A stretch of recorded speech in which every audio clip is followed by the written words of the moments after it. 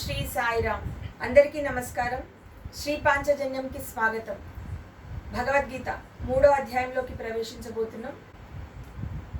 ఇక్కడ 3వ అధ్యాయం కర్మయోగము. కర్మయోగం లోపల మొదటి 8 శ్లోకాలు అనేటటువంటివి జ్ఞానులు ఆచరించేటటువంటి కర్మ గురించి, యోగులు ఆచరించేటటువంటి కర్మ గురించి, తర్వాత శాస్త్ర విహితమైనటువంటి కర్మ గురించి, ఆసక్తి రహితమైనటువంటి కర్మ గురించి చెప్పడం జరిగింది.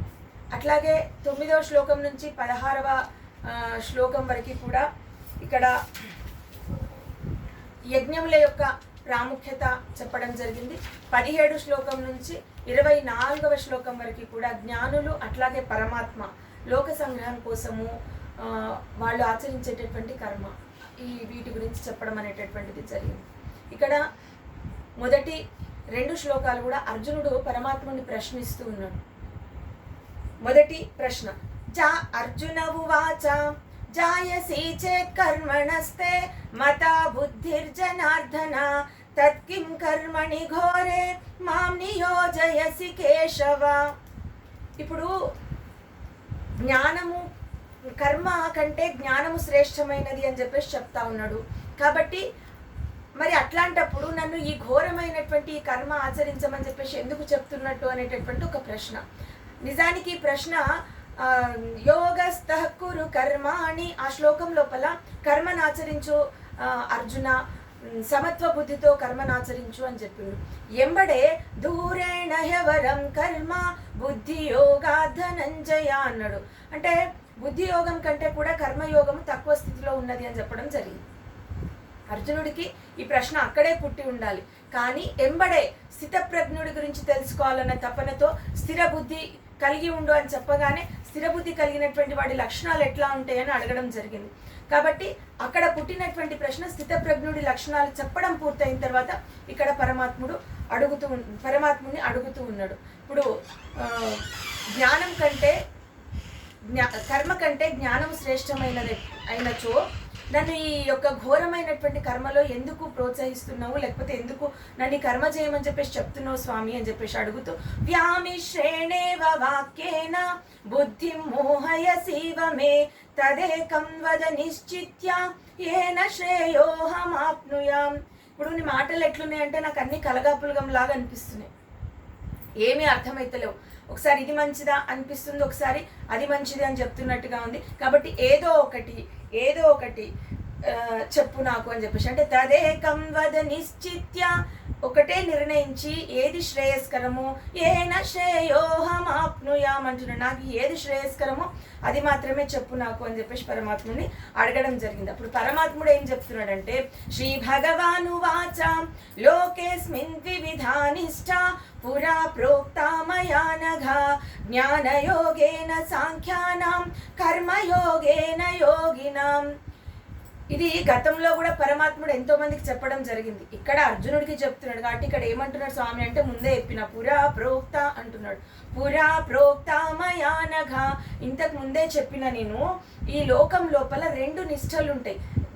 ఏంటి అదంటే, జ్ఞానయోగులకి అంటే సాంఖ్యులకి జ్ఞానమునికి సంబంధించినటువంటి కర్మ ఆచరించడము, తర్వాత యోగులకి కర్మయోగానికి సంబంధించినటువంటి కర్మ ఆచరించమని చెప్పేసి ముందే నేను చెప్పినాను అర్జున అని చెప్తున్నాడు. అర్జున అనకుండా ఇక్కడ అనఘ అంటున్నాడు. అనఘ అంటే పాపరహితుడా అని అర్థం. పాపరహితుడు కాబట్టే పరమాత్ముడి చేత, గీతాచార్యుడి చేత గీతని వింటూ ఉన్నాడు ప్రత్యక్షంగా. ఇక్కడ ఇప్పుడు జ్ఞాన యోగులకి జ్ఞానానికి సంబంధించినటువంటి కర్మ ఆచరించమని, ఎందుకంటే ఎవరికైనా కూడా శ్రేయస్కరము ఏదో వాళ్ళకి దేనిపైన అంటే తత్వ విచారణ కలిగినటువంటి వాళ్ళకి జ్ఞానం పైన మక్కువ ఎక్కువ ఉంటుంది అని చెప్పి స్వామి చెప్తా ఉన్నాడు.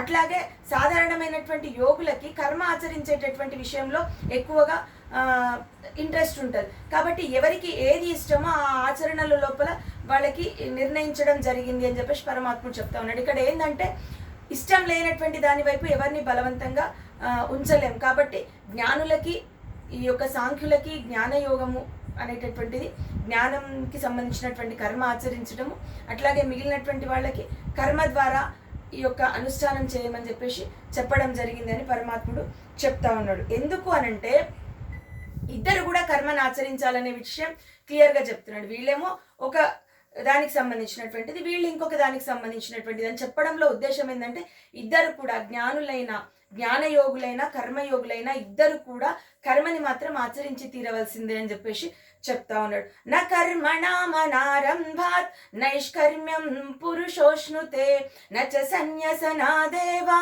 సిద్ధిం సమధిగచ్చతి. ఇక్కడ మొదటి పాదం ఏదైతే ఉందో అది కర్మయోగులకు సంబంధించినటువంటిది, రెండవ పాదం ఏదైతే ఉందో అది జ్ఞానులకు సంబంధించినటువంటిది. ఎవరైనా కూడా కర్మని ఆచరించవలసిందే అని చెప్పేసి చెప్తా ఉన్నాడు. నైష్కర్మ్యం అంటే ఆత్మస్థితిని పొందలేరు, కర్మని ఆచరించకుంటే ఆత్మస్థితిని పొందలేరు అని చెప్పేసి పరమాత్ముడు చెప్తా ఉన్నాడు. తర్వాత రెండవ వాక్యం ఏదైతే ఉందో నచ సన్యాసనాదేవ అంటున్నాడు. అంటే ఏదో త్యజించేసినట్టుగా, సన్యాసం స్వీకరించినట్టుగా, అన్ని త్యజించేసినట్టుగా అనుకుంటే సరిపోదు, అతడు కూడా కర్మని నిర్వర్తించాల్సిందే. ఈ కర్మ అనేటటువంటిది ముందు తామస స్థాయి నుంచి రాజసం నుంచి సాత్విక స్థాయికి, ఆ తర్వాత విశుద్ధ సాత్విక స్థాయికి, ఆ తర్వాత ఆత్మస్థితిని చేరాల్సినటువంటి అవసరం ఉంటుంది. లేకుండా నేరుగా అనేటటువంటిది అసాధ్యమయ్యే పని, అప్పటికప్పుడే నిర్ణయించుకొని ఏదో చేసేస్తే కుదరని పని. ఖచ్చితంగా ఈ యొక్క కర్మలను ఆచరిస్తే ఉన్నత స్థితికి వెళ్ళగలుగుతాము అనేటటువంటిది పరమాత్మ ఇక్కడ చెప్తున్నాడు. తర్వాత అసలు ఒక్క క్షణం కర్మ చేయకుండా ఉండలేము, అది ఆచరించడమే శ్రేయస్కరం అని చెప్తూ నహి కశ్చిత్ క్షణమపి జాతు తిష్టత్య కర్మ కృత్ కార్యతే హ్యవశః కర్మ సర్వః ప్రకృతి జైర్గుణై అంటున్నాడు. అంటే ప్రకృతిని ద్వారా నియమించినటువంటి కర్మలు ఒక్క క్షణం కూడా చెయ్యకుండా ఎవ్వరు కూడా ఉండలేరు. ఎందుకంటే ప్రతిదీ కూడా కర్మే. గాలి పీల్చుకున్నా కర్మే, భోజనం చేసినా కర్మే. ఇలాంటివన్నీ కూడా శరీరానికి సంబంధించినటువంటి కర్మలు, సహజమైనటువంటి కర్మలు, ప్రకృతి నియమించినటువంటి కర్మలు. కాబట్టి వాటిని చెయ్యకుండా ఉండడం అనేటటువంటిది అసాధ్యమయ్యే పని. కాబట్టి అవి ఖచ్చితంగా కార్యతే హ్యవశః అంటున్నాడు. అంటే హవశుడై, ఖచ్చితంగా వశుడై చేసేస్తాడు. తనకి ఇష్టం ఉన్నా లేకపోయినా ఆ కర్మలు నిర్వర్తించాల్సి వస్తుంది. కాబట్టి కర్మలు పూర్తిగా తొలగడం అనేటటువంటిది సాధ్యమయ్యే పని కాదు అని చెప్పేసి పరమాత్ముడు చెప్తా ఉన్నాడు. ఇక్కడ నెక్స్ట్ ఏం చెప్తున్నాడంటే కర్మేంద్రియాలన్నీ పట్టుకొని కూర్చొని నేను కర్మలు చెయ్యను అని చెప్పేసి కూర్చుంటే అది ఎట్లా ఉంటుందంటే కర్మేంద్రియాణి సంయమ్య ఏ ఆస్తే మనసా స్మరన్ ఇంద్రియార్థాన్ విమూఢాత్మ మిథ్యాచార ఉచ్యతే. ఇప్పుడు చాలామంది ఏం చేస్తుంటారంటే కర్మేంద్రియాలన్నింటినీ కూడా వశంలో ఉంచుకొని మనసు ద్వారా మాత్రము ఇంద్రియ విషయాలను అనుభవిస్తూ ఉంటారు. అలాంటి వాళ్ళ ఆచారము అనేటటువంటిది మిథ్యాచారము అంటున్నాడు పరమాత్ముడు. అంటే భ్రష్టాచారము అని చెప్పేసి అర్థం. అక్కడ డంబాచారం అది ఎవరి కోసమో చేస్తున్నట్టుగా ఉంటుంది, కానీ తన కోసము తనని తనే మోసం చేసుకున్నటువంటి పరిస్థితి. ఆ విధంగా నటించడం అనేటటువంటిది సరి అయినటువంటిది కాదు. అంతరంగా మందు అపరాధములు చేసి మంచి వాని వలనే మనుజుడుండు ఇతరులెరుగాకున్న ఈశ్వరుడెరుగడా విశ్వదాభిరామ వినురవేమ. కాబట్టి ఇట్లా మోసం చేయాలని ఎవరినో మోసం చేయడు, తనే మోసపోతాడు. ఇక్కడ ఈ విధంగా ఇంద్రియాలను పట్టుకొని పరుల కోసం ఏదో నటిస్తున్నట్టుగా ప్రయత్నం చేస్తే ఇహ సుఖాన్ని కోల్పోతాడు, పరసుఖాన్ని కూడా కోల్పోతాడు. రెండు విధాలుగా చెడినటువంటి వాడైతాడు అని చెప్పేసి చెప్తా ఉన్నాడు. అంటే ఇంద్రియాలను నిగ్రహించుకున్నట్టుగా నటిస్తూ అంతరంగంలో మాత్రం అన్ని విషయాలని అనుభవిస్తూ ఉండేటటువంటి తపన కలగడం సరి అయినటువంటిది కాదు అని చెప్పేసి చెప్తూ యస్త్వింద్రియాణి మనసా నియమ్యారభతేర్జున కర్మేంద్రియై కర్మయోగం అసక్తస్స విశిష్యతే. కాబట్టి ఖచ్చితంగా ఇంద్రియ విషయాలని కూడా వశంలో ఉంచుకొని మనసుతో నిగ్రహించుకొని అంటున్నాడు. మనసు ద్వారా నిగ్రహించుకొని ఈ యొక్క కర్మలని ఆచరించాలి, అది కూడా అనాసక్తితో ఆచరించాలి, ఆసక్తి లేకుండా ఆచరించాలని చెప్పేసి పరమాత్ముడు చెప్తా ఉన్నాడు. పూర్వకాలం మంది ఒక మహారాజు, ఆయన రాజ్యపాలన చక్కగా చేస్తున్నాడు, చాలా సర్వమైనటువంటి భోగాలు అనుభవించేసి ఇంకా విసుగొచ్చి నేను అడవుల్లోకి వెళ్ళిపోతా, నేను హాయిగా సన్యాసం స్వీకరిస్తాను ఊరికే మహారాణితో చెప్పడం వల్ల ఆమె ఒకసారి సరే అని చెప్పేస్తుందంట, నువ్వు వెళ్ళిపో, ఇక్కడ ఉన్నటువంటి రాజ్యం అంతా నేను చూసుకుంటా అని చెప్పేసి. అప్పుడు ఏంది ఇట్లా అనేసింది అంటే, నేను పోతా అంటే వద్దంటదేమో అనుకున్నా అనేటటువంటి వాడు అనుకుని కూడా ఇంకా వెళ్ళిపోమ్మంటది అనేటటువంటి ఒక కసితోటి ఏమి ఆప్షన్ లేక, అంటే పోతా అంటే వద్దంటదేమో అనుకుంటాడు, కానీ సరే వెళ్ళు అని చెప్పేసరికి ఇంకా తోచక వెళ్ళిపోతాడు. ఆయన వెళ్ళిపోయిన తర్వాత ఎక్కడో ఒక అడవి లోపల చక్కగా ఒక ఆశ్రమం ఏర్పాటు చేసుకుని అక్కడ ఉంటూ ఉంటాడు. చాలా రోజుల తర్వాత మహారాణి అతన్ని చూడడానికి పోతుంది. పోయినప్పుడు ఆయన యొక్క ఆశ్రమము అక్కడ ఉన్నటువంటి అంతా చూసి ఇదేంటి అని అడుగుతుంది. అప్పుడు ఇది నా ఆశ్రమం, ఇక్కడే ఉంటున్నాను నేను అని చెప్పేసి ఆయన చెప్తాడు మహారాజు. అప్పుడు సర్వం త్యజించేస్తా, సన్యాసం స్వీకరిస్తా అన్నటువంటి వాడికి ఆశ్రమం ఎందుకు, నీకు ఇంత చక్కటి ఈ యొక్క వాతావరణం లోపల దాన్ని కూడా మంచిగా కట్టుకుంటాడు కాబట్టి ఇది ఎందుకు అని అడుగుతుంది. అప్పుడు కోపం వచ్చేసి అది కూలగొట్టేస్తాడు ఆయన. తర్వాత ఆమె వెళ్ళిపోతుంది. చాలా రోజుల తర్వాత మళ్ళీ వస్తుంది. వచ్చినప్పుడు ఆయన కమండలము, ఆయన యొక్క అన్నీ కూడా ఆయన దగ్గర ఉంటాయి. ఆ సంబంధించినటువంటి చర్మం కావచ్చు, జింక చర్మం అవన్నీ కూడా ఉంటాయి. దాంతోపాటు ఆయనకి చిన్న చిన్న జంతువులు పెంచుకుంటాడు, అవి కూడా ఆయన దగ్గర ఉంటాయి. ఇవన్నీ కూడా ఆయన చుట్టూ ఎప్పుడు కూడా తిరుగుతూ ఉంటాయి. మళ్ళీ వచ్చిన తర్వాత ఇవేంటి అని అడిగితే ఇది నా కమండలము, ఇవన్నీ కూడా నావే అని చెప్పేసి చెప్తాడు. ఇవి తప్పనిసరిగా అందుకని ఉంచుకున్నా అని చెప్పేసి. అంటే సర్వం త్యజించినటువంటి వాడికి ఇది నాది అని చెప్తున్నావు కదా, నాది అనేది ఏది లేదు అనుకున్న నాడే నువ్వు సన్యాసివైతావు అని చెప్పేసి ఆమె చెప్తాడు. చెప్పేసి వెళ్ళిపోతాడు. మళ్ళీ చాలా రోజుల తర్వాత అప్పుడు కోపం వచ్చి ఆయన నీళ్ళ లోపల పడేస్తాడు ఆ కమండలం. నీకు తర్వాత చాలా రోజుల తర్వాత వస్తే ఆయన సూర్య నమస్కారం చేస్తూ ఉంటాడు పొద్దున్నే. ఆమె తన సఖిని, తన చెల్లిని, ఒక ఆమెను పురుషుడి వేషంలో తయారు చేసి తీసుకొని వస్తుంది మహారాణి. వచ్చి అట్లా కొంచెం దూరం లోపల స్వామి అక్కడ మహారాజు అక్కడ సూర్య నమస్కారం చేస్తుంటే కొంచెం దూరం లోపల జలం లోపల వాళ్ళిద్దరూ జలకాల ఆటలు ఆడుతున్నట్టుగా నటిస్తూ కనిపిస్తుంది. అంటే మహారాణిని చూసి పక్కన పురుషుడి వేషంలో చెలి ఉంటుంది, కానీ అది పురుషుడి వేషంలో ఉంటుంది. ఎవరో పరాయి పురుషుడితో తన భార్య ఆ విధంగా ప్రవర్తించడం అనేటటువంటిది చూసినటువంటి ఆ మహారాజు కొంచెం సేపు చూసేసి వదిలేసి తన కార్యక్రమం అయితే తను నిర్వర్తించుకొని అక్కడి నుంచి వెళ్ళిపోతాడు. అప్పుడు ఆమె ఆయన దగ్గరికి వెళ్ళి చెప్తుంది అనమాట, ఇంకా నువ్వు ఇక్కడున్న ఒకటే, రాజ్యంలో ఉన్న ఒకటే. అంటే ఆయన యొక్క స్థితి అనేటటువంటిది ఎదిగిపోయింది. ఇంకా నాది లేకపోతే మిగిలినటువంటి వాటి పట్ల దేని పట్ల ఆయనకి ఆసక్తి లేనటువంటి ఉన్నతమైనటువంటి స్థితికి ఎదగడం అనేటటువంటిది జరిగింది. కాబట్టి మొదట్లో రాజ్యం వదులుకోవాలని ఇష్టం లేకున్నా వదులుకోవాలనేటటువంటి ప్రశ్న. ఊరికనే పైకి అనడం, సరే వెళ్ళిపో అంటే వెళ్ళిపోయినటువంటి వాడు అక్కడేదో విలాసాలను మళ్ళీ ఏర్పాటు చేసుకోవడం. ఇదెందుకు అంటే సరే అని చెప్పేసి అది వదిలేసి మళ్ళీ చిన్న చిన్న ఏదో మొత్తానికి ఇంకా కోరికలు అనేటటువంటి కలుగుతాయి. చివరికి ఆ విధంగా ఉన్నతమైనటువంటి ఆలోచన ఏది పట్టించుకునేటువంటి ఒక స్థితికి ఎప్పుడైతే వైరాగ్య స్థితికి వచ్చేస్తాడో అతడు నిజమైనటువంటి సన్యాసి. కాబట్టి ఆమె చెప్తుంది, అడవిలో ఉన్న ఒకటే, రాజ్యంలో ఉన్న ఒకటే, చుట్టూ ఉన్నటువంటి భోగాలు లాలసలు భోగాలు విలాసాలు ఏవి కూడా నేను మార్చలేవు. కాబట్టి ఆ సన్యాసం ఏదో త్యజించినటువంటి అన్ని ఇంద్రియ విషయాలను త్యజించిన తర్వాత ఎక్కడున్నా ఒకటే, కాబట్టి వచ్చి పరిపాలన చేయని చెప్పేసి కోరుకుంటుంది అనమాట.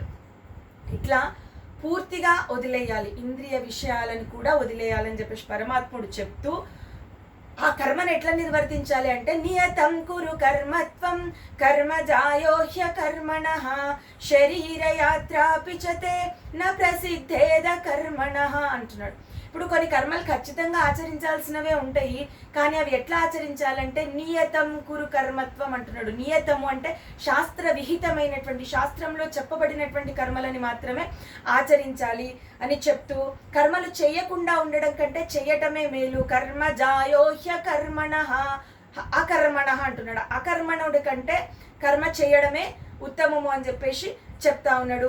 శరీర యాత్ర పిచ్చతే, కనీసం శరీర యాత్ర కోసమన్నా చేయాల్సిందే. ఎందుకంటే శరీర యాత్ర అనేటటువంటిది కొనసాగదు, శరీరం నిలవడం కష్టం. కొన్ని కర్మలను ఆచరించేస్తే, ప్రకృతి సిద్ధంగా ఏర్పడిన కర్మలని వాటిని వదిలేస్తే ఈ యొక్క శరీరం నిలవడం కష్టం. అప్పుడు దైవాన్ని చేరుకోవడానికి చేసే ప్రయత్నాలన్నీ ఈ శరీరం ద్వారా మనం చేస్తూ ఉంటాం. కాబట్టి ఆ శరీరమే కోల్పోతే దైవం చేరుకోవడానికి చేసేటటువంటి ప్రయత్నాలు చేయలేం. కాబట్టి దేహం ఉన్నప్పుడే పరమాత్ముని చేరుకోవడానికి అనేక మార్గాలు చూపించింది స్వామి. కాబట్టి అది చెయ్యాలి అంటే శరీరం నిలబెట్టుకోవాలి. కాబట్టి కర్మలు ఖచ్చితంగా నిర్వర్తించాలని చెప్తూ, కానీ ఆ కర్మలు ఎలాంటివై ఉండాలి అనేటటువంటిది మనకు నెక్స్ట్ శ్లోకంలో చెప్తా ఉన్నాడు. యజ్ఞార్థాత్ కర్మణోన్యత్ర లోకోయం కర్మ బంధనః తదర్థం కర్మ కౌంతేయ ముక్త సంగ సమాచర. ఇప్పుడు యజ్ఞార్థాత్ కర్మణోన్యత్ర అంటున్నాడు. యజ్ఞార్థం కాకుండా ఇంకొక రకంగా కర్మలను నిర్వర్తిస్తే అది బంధించేస్తాయి ఈ లోకం లోపల అని చెప్తున్నాడు. కాబట్టి యజ్ఞము కొరకై కర్మలని నిర్వర్తించు. తదర్థం కర్మ కౌంతేయ ముక్త సంగ సమాచర అంటున్నాడు. కాబట్టి అది లెస్సగా ఆచరించు. తదర్థం అంటే దైవం కోసం అని అర్థము. కాబట్టి యజ్ఞం కోసము కర్మ నిర్వర్తించు అని చెప్తున్నాడు. ఇక్కడ ఒక విషయం అర్థం చేసుకోవాలి మనం. ఇప్పుడు యజ్ఞం కోసం కర్మ అంటే, యజ్ఞము అంటే సహజంగా మనం అగ్నిహోత్రము, మంత్రము అలాంటి ఒక ఏదైతే కార్యక్రమం ఉందో దాన్ని యజ్ఞము అని అనుకుంటాం. కానీ పరమాత్ముడు ఇక్కడ ఏం చెప్తున్నాడు అంటే, కేవలము మనం చేసేటటువంటి కర్మ భగవంతుడికి ప్రీతికరమైనదైతే అది యజ్ఞము అని చెప్తున్నాడు. తర్వాత లోకులకు హితం చేసేటటువంటి కర్మ ఏదైతే ఉంటే అది యజ్ఞము అని చెప్తున్నాడు. కాబట్టి చాలా ఉన్నతమైనటువంటి ఆలోచన ఇది. ఏ కార్యం చేసినా ఇది భగవంతుడికి నచ్చుతుందా నచ్చదా, భగవంతుడికి ఇది ప్రీతికరమా కాదా, ఈ ఆలోచనతో కర్మ నిర్వర్తించాలి. ఆ తర్వాత మనం చేసేటటువంటి ఏ కార్యమైనా కూడా అది నలుగురికి మేలు చేసే విధంగా ఉండాలి, లోక హితానికి సంబంధించినటువంటిది ఉండాలి. లోకులకు కీడు చేసేటటువంటి కార్యక్రమం మనము చేయొద్దు. కాబట్టి అలాంటి కార్యక్రమము లెస్సగా ఆచరించు అని చెప్పేసి పరమాత్ముడు చెప్తున్నాడు. ఒకవేళ అట్లా కాకుండా వేరే ఏ కార్యక్రమం ఆచరించినా అంటే స్వార్థపూరితమైనటువంటి కర్మలు చేస్తే మాత్రం అది కర్మ బంధించేస్తుంది అని చెప్పేసి చెప్తా ఉన్నాడు. కర్మబంధనం చేస్తుంది అని చెప్పేసి చెప్తున్నాడు. తర్వాత ఎందుకు అనంటే అసలు యజ్ఞం యొక్క ప్రాముఖ్యత చెప్తున్నాడు. సహ యజ్ఞ ప్రజా సృష్ట్వా పురోవాచ ప్రజాపతి అనేన ప్రసవిష్యధ్వం ఏషవోస్విష్ట కామధుక్.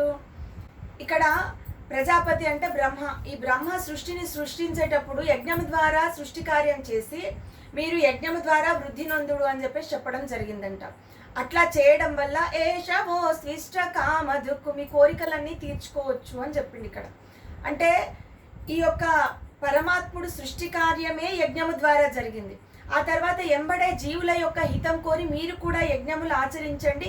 ఆ విధంగా ఆచరించిన తర్వాత మీ యొక్క కోరికలని తీర్చుకోండి అని చెప్పేసి పరమాత్ముడు ఇక్కడ చెప్తా ఉన్నాడు అనమాట. ఇప్పుడు ప్రసవిష్యధ్వం అంటున్నాడు, అంటే మీరు వృద్ధి చెందండి అంటున్నాడు. యజ్ఞముల ద్వారా మీరు వృద్ధి చెందండి అని చెప్పేసి చెప్పడం జరిగింది. ఇప్పుడు ఎలాంటి వృద్ధి జరగాలి అక్కడ అంటే నైతిక వృద్ధి జరగాలి, ఆధ్యాత్మిక వృద్ధి జరగాలి. ఈ రెండు జరిగిన తర్వాత ఏ కోరికలు తీర్చుకోవాలనిపిస్తుంది అంటే దుఃఖరాహిత్యము, అంటే దుఃఖం లేకుండా ఉండడము, తర్వాత పరమానంద ప్రాప్తి ఏదైతే ఉంటో అది పొందాలని చెప్పేసి జీవి కోరుకుంటాడు. కాబట్టి ఈ విధంగా యజ్ఞము ద్వారానే ఈ యొక్క సృష్టి కార్యం జరిగింది. సృష్టి కార్యం జరిగిన తర్వాత మిగిలినటువంటి వాళ్ళు యజ్ఞములను ఆచరించి మళ్ళీ ఆ యొక్క పరమాత్ముడి ద్వారా తన కోరికలు నెరవేర్చుకొని మళ్ళీ ఆధ్యాత్మిక మార్గంలోకి అడుగుపెట్టి మళ్ళీ పరమాత్మను చేరుకునేటటువంటి ప్రయత్నం. ఈ విధంగా అంటే ఆ విధంగా దైవం సృష్టి కార్యం లోపల జరుగుతున్నటువంటి ఈ యొక్క చక్రము అని అర్థం.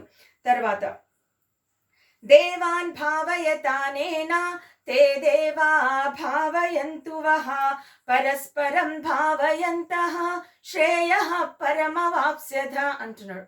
ఇప్పుడు దేవతలనందరినీ కూడా మీరు తృప్తిపరచండి. ఆ విధంగా తృప్తి పొందినటువంటి దేవతలు మీ కోరికలు తీర్చి మిమ్మల్ని తృప్తి పరుస్తారు.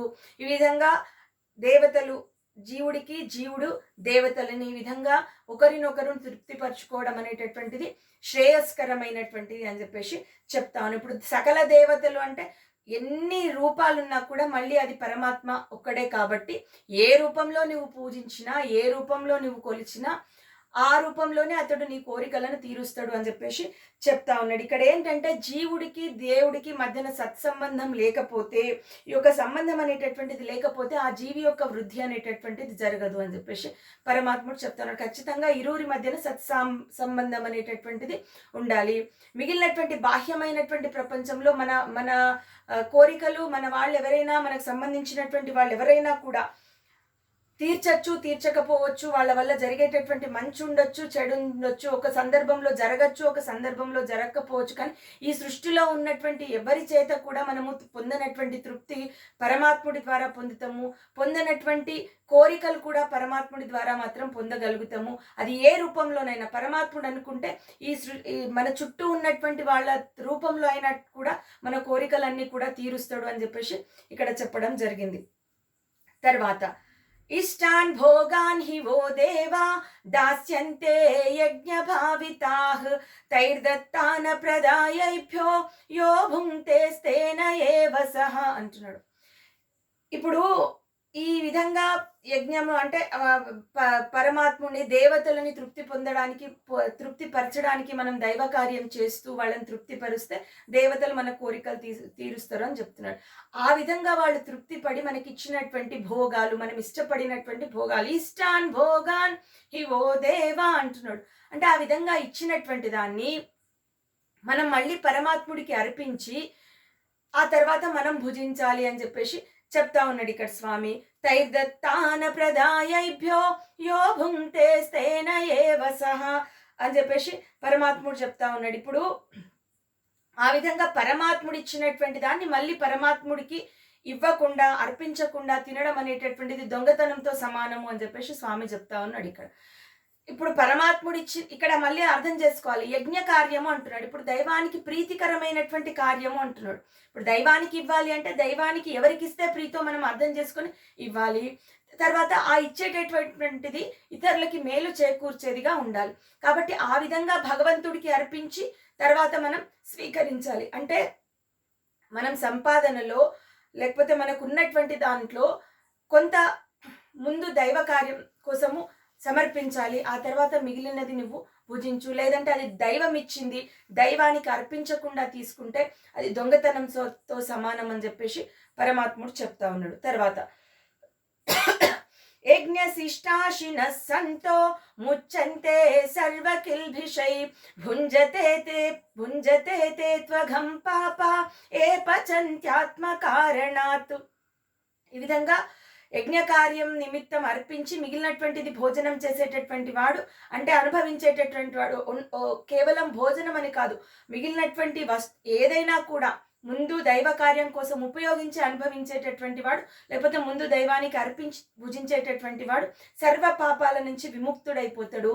అట్లా కాదు, తన స్వార్థం కోసం తన కోసమే వండుకొని తన కోసమే అనుభవించాలి అని చెప్పేసి వాడుకునేటటువంటి వాడు ఈ యొక్క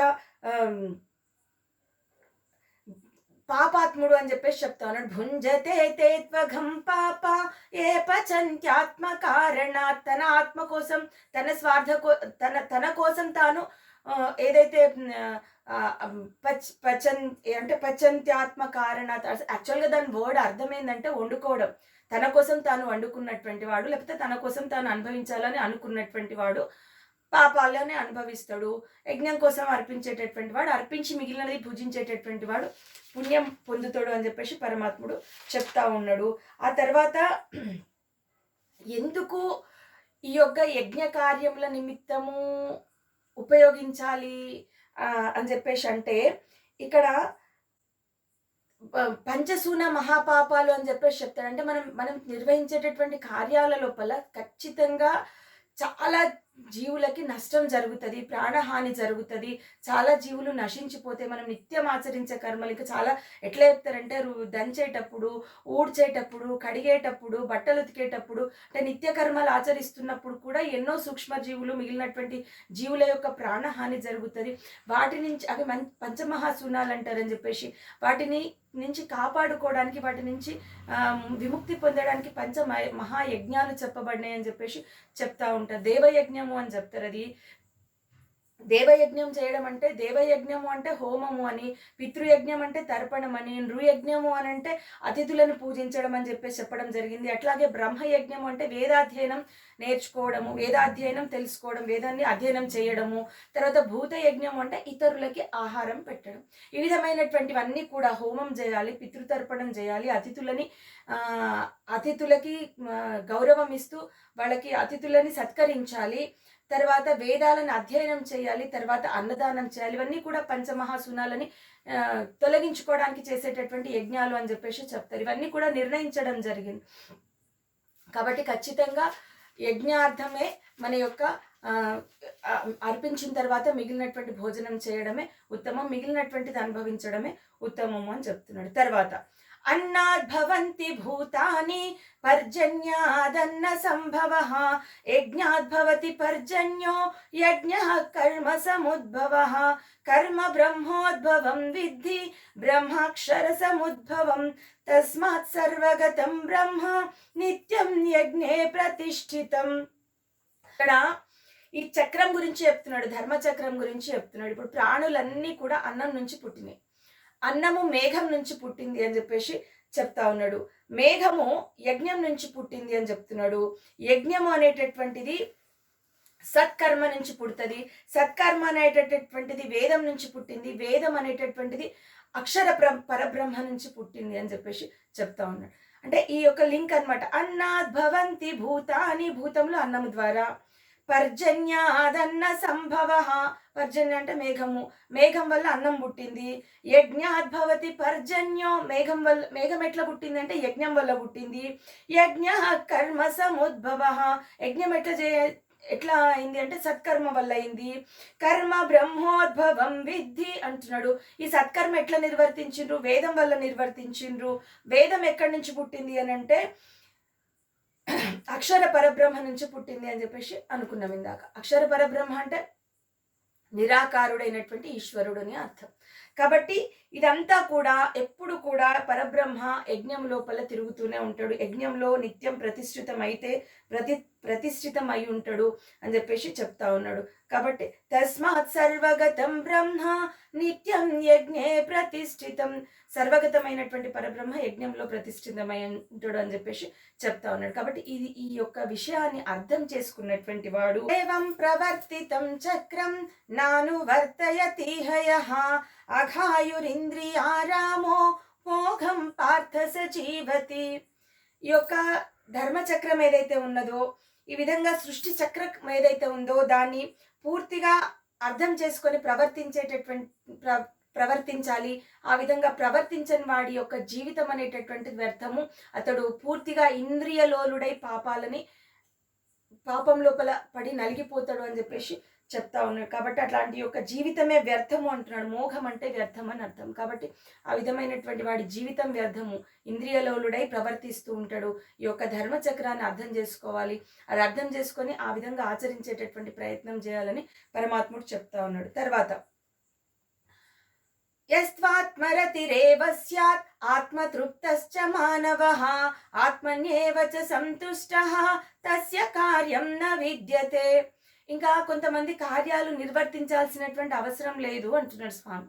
ఎవరు ఆ విధంగా నిర్వర్తించాల్సినటువంటి అవసరం లేదు అని అంటే యస్త్వాత్మరతిరేవ స్యాత్ అంటున్నాడు. ఎవరు తన ఆత్మ అందే తమ ఆత్మ అందే తాము రమిస్తారో, ఆత్మ తృప్తశ్చ మానవః, ఎప్పుడు కూడా ఆత్మ లోపల తృప్తిగా ఉంటాడో, తన ఆత్మలో తాను తృప్తి పడుతూ ఉంటాడో, ఆత్మన్యేవ చ సంతుష్టః, తన ఆత్మయందే తాను సంతుష్టుడై ఉంటాడో. అంటే అతడికి ఏ రకమైనటువంటి కోరికలు లేవు, ఏ రకమైనటువంటి విషయాల పట్ల ఆసక్తి లేదు. పరమాత్మ లోపల పూర్తిగా లీనమైపోయి పరమాత్మ తత్వాన్ని అర్థం చేసుకొని తన ఆత్మయందే తాను సంతుష్టుడై ఉన్నాడని అర్థం. అంటే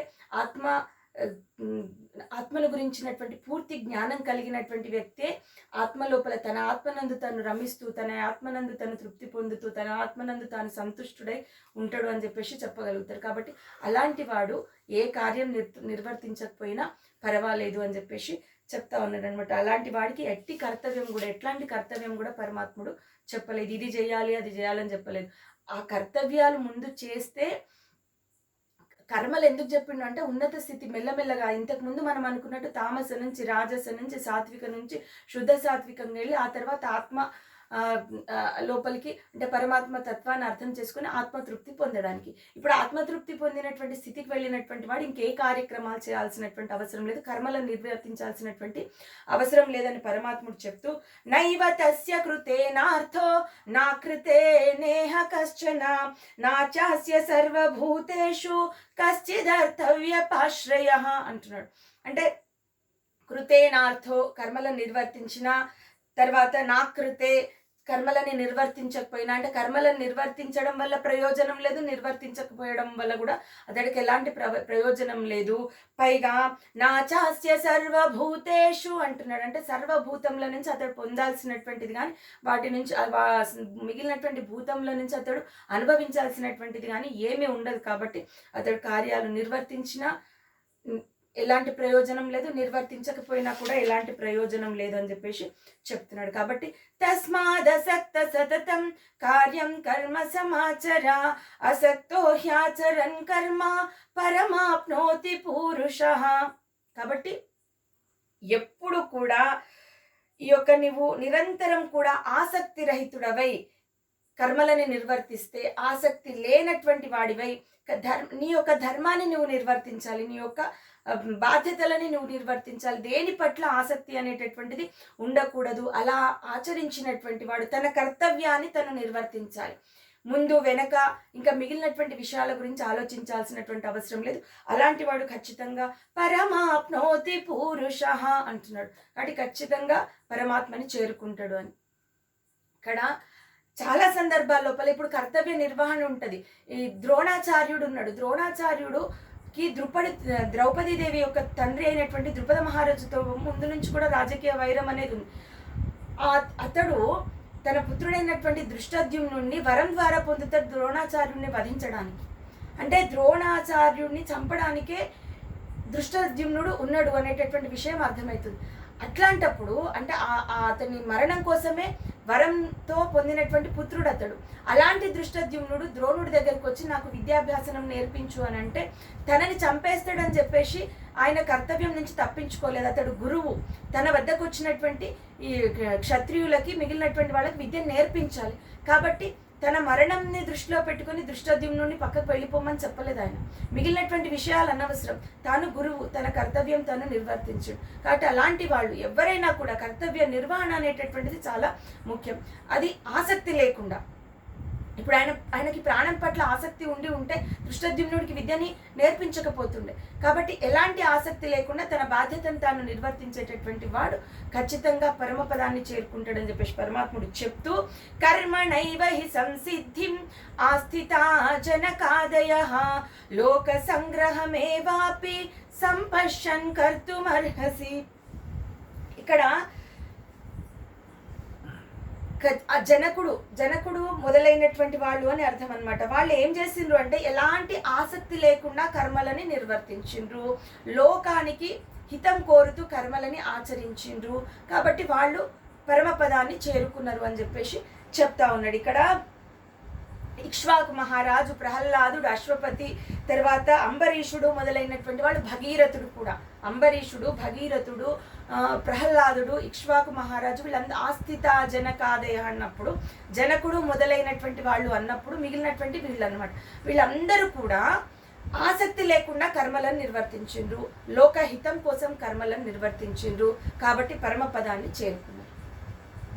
అది చూసి నేర్చుకోవాలి. ఎక్కడైనా కూడా ఆచరణ అనేటటువంటిది గొప్ప వాళ్ళని చూసి మిగిలినటువంటి వాళ్ళు ఆచరిస్తారు. అదే చెప్తా ఉన్నాడు స్వామి. యద్యదాచరతి శ్రేష్ఠః తత్తదేవేతరో జనః సయత్ ప్రమాణం కురుతే లోకస్తదనువర్తతే. కాబట్టి ఎవరు శ్రేష్ఠులైనటువంటి వాళ్ళు ఉంటారో వాళ్ళు ఆచరించినటువంటిది మిగిలినటువంటి వాళ్ళు ఆచరిస్తారు. అట్లాగే దేనిని వాళ్ళు ప్రమాణంగా తీసుకొని కార్యం నిర్వర్తిస్తారో మిగిలినటువంటి వాళ్ళు దాన్ని ప్రమాణంగా తీసుకొని కార్యాన్ని నిర్వర్తిస్తారు.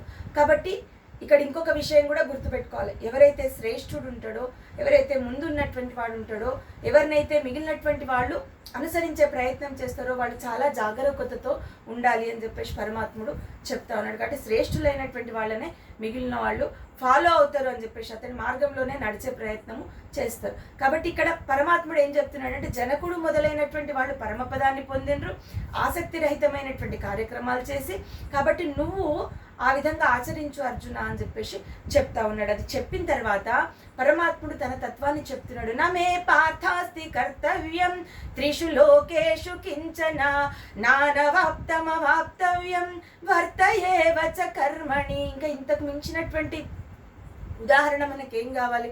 ఎందుకంటే నిజంగా పరమాత్ముడికి ఏ కర్మ నిర్వర్తించాల్సినటువంటి అవసరం లేదు. అసలు నిరాకారుడు, అక్షర బ్రహ్మ ఆయన.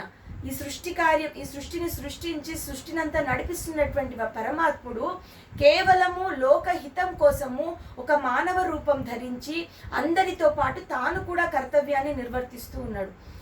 అది నానవాప్తమవాప్తవ్యం. అదే చెప్తున్నాడు అర్జునుడికి, నేను పొందాల్సింది కానీ ఇంకా పొంది అనుభవించాల్సింది కానీ ఏది కూడా ఈ లోకంలో లేదు. అయినా కూడా ఇప్పుడు దేన్నో పొందడానికి కర్మలు నిర్వర్తిస్తుంది, పరమాత్ముడు పొందాల్సింది ఏముంటుంది?